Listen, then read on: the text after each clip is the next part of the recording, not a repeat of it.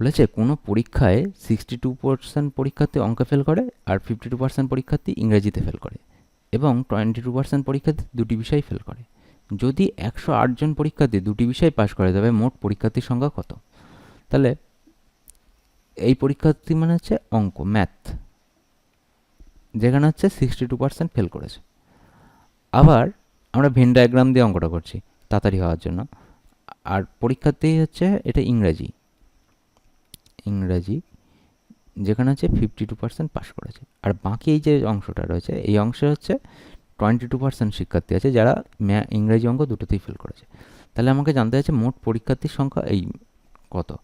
তার মধ্যে বলে দিয়েছে 108 জন পরীক্ষার্থী দুটি বিষয় পাস করেছে। তাহলে দেখো আমি যদি ধরে নিই মোট পরীক্ষার্থী 100, মোট পরীক্ষার্থী 100,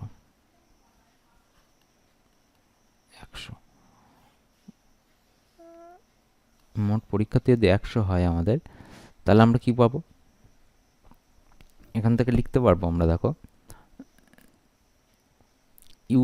টোটালটা হচ্ছে ইউনিভার্স, ঠিক আছে? তো তাই এই টোটাল ইউনিভার্সের মধ্যে আমাদের হচ্ছে ম্যাথ আর ইংরাজিটা যোগ হয়ে যাবে, যোগ হয়ে এটার সাথে বিয়োগ হয়ে যাবে, টোটাল যেটা উভয় বিষয় আছে।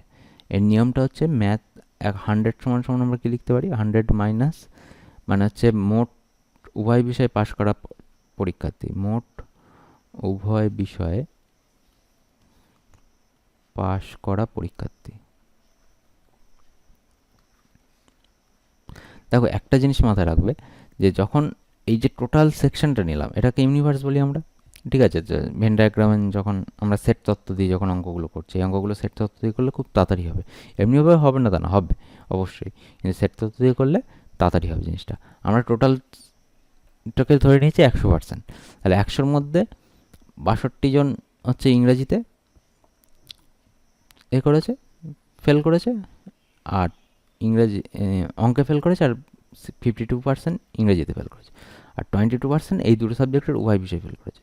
তাহলে এখান থেকে বিয়োগ দিয়ে দেবো। যখনই এরকম থাকবে যে উভয় বিষয়ে দুটো জিনিস বলে দিয়েছে, তাদেরই উভয় বিষয় ফেল বলে দিয়েছে, তখন সেই দুটো জিনিস যোগ করে এই অঙ্কটা বিয়োগ দিয়ে দিতে হবে।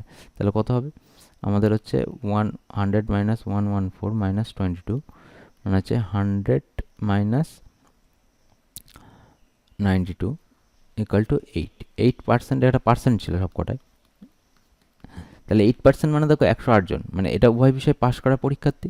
তাহলে 8% মানে যদি আমাদের 108 হয়, তাহলে 100% মানে কত হবে?